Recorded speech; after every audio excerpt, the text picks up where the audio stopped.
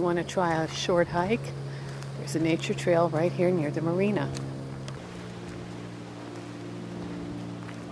You can see more of the old Florida.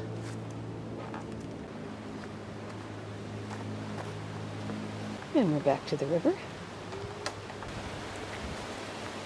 Now we're told that this island is home to many wild animals, including wild pigs. Well, that was fun. How about a look at the pool? It's right next to the shuffleboard courts. And Ravenswood off of Prima Vista. In fact, it looks so refreshing, I think we should go for a dip. I think so too. Okay, let's go. Yeah. Well, here we come. One of the cool things about Port Saint Lucie is that the cuisine is becoming increasingly more diverse. It includes Latin, Asian, classic American, Irish, English, Italian, French. One of our favorite places to eat when we're at home is Shindig Irish Pub. It's so warm and cozy when you go in. It's got delicious food. They've got great bartenders. It's authentic. It's owned by two Irish brothers, and so you'll hear some real Irish accents.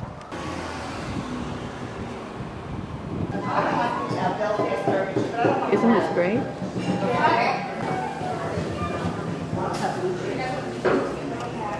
And on Sundays they have music, usually Celtic.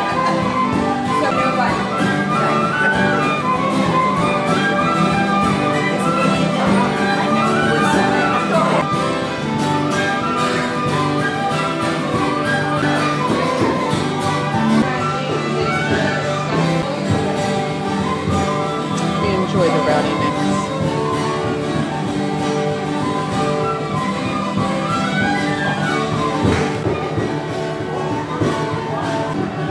And they have the three finest bartenders here: Joe, Justin, and Jane. You already know how to use it.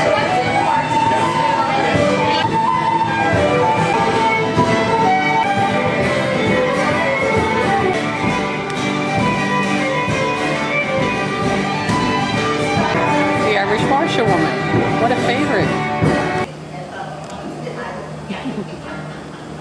Lumpay. Hey.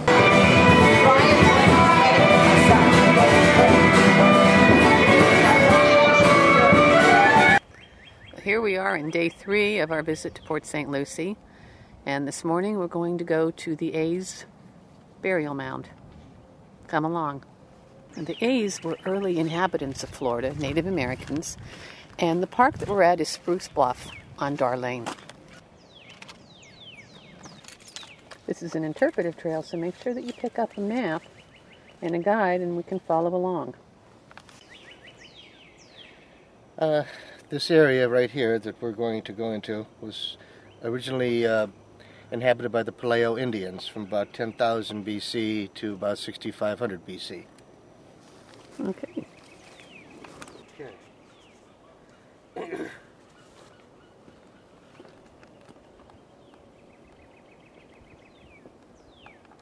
Here's 4. That's the wax myrtle. Ah.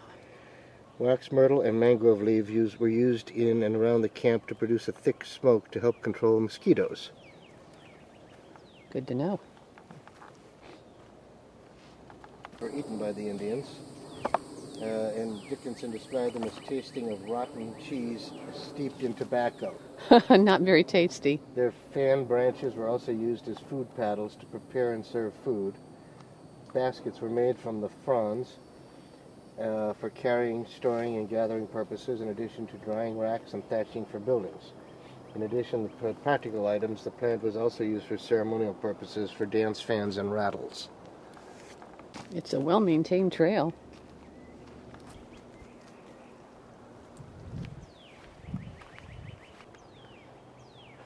This is the oak, and different parts of the oak were used not only for utilitarian purposes, but for analgesics, dermatological conditions, love medicines, in addition to being a food source.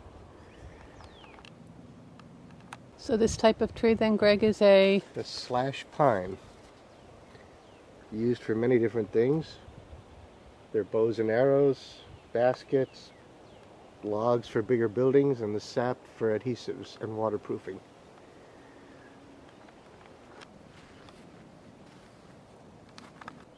These are air plants, and they were used by the Indians during the dry times for water supply for cooking.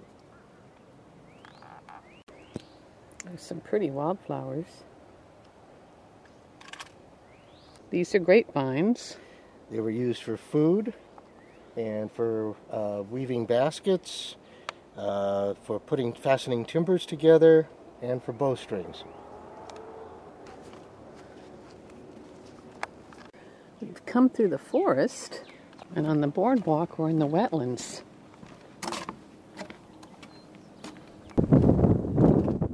These were collectors and harvested snails, turtles, frogs, alligators, and freshwater clams from the water. They fished with a staff and got as many fish as it would serve 20 men in 2 hours, which indicates how plentiful the resources in the area. Dickinson indicates that fish bladders were used as ear ornaments.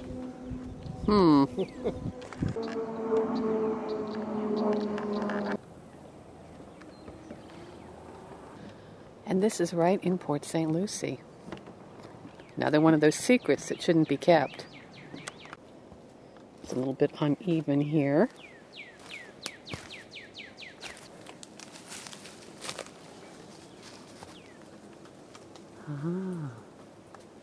Wildlife.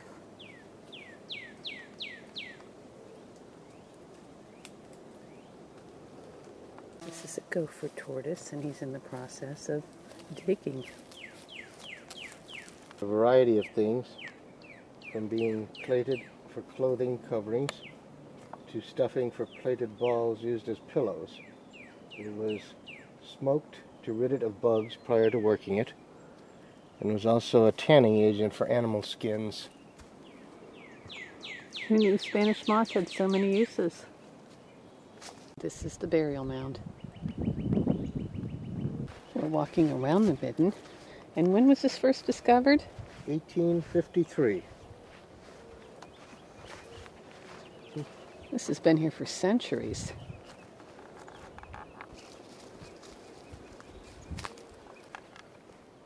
Head to the North Trail.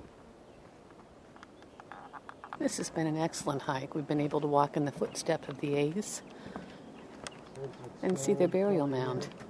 It's mimosa, sometimes called the tickle plant. Watch this.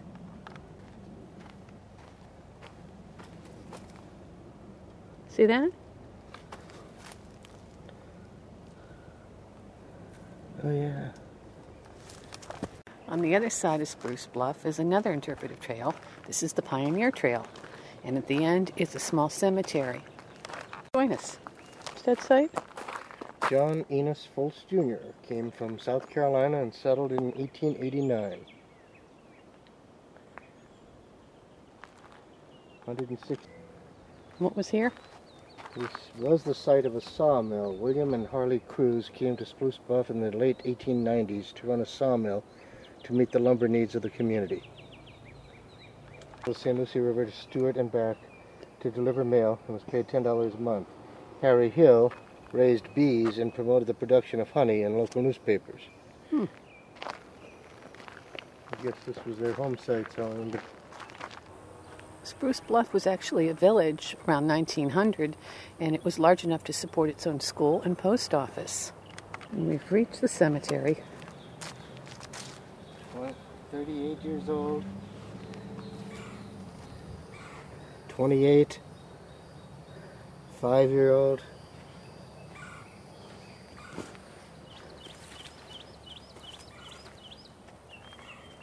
Founded in 1892. An infant girl Cruz, daughter of William Frank and Mary Foltz Witter Cruz. 1804. Infant son of Charles D. Blakesley and an older child. The original headstones were vandalized, so one marble memorial is put up to honor all who were buried here. Another excellent hike, learning all about the pioneers of St. Lucie.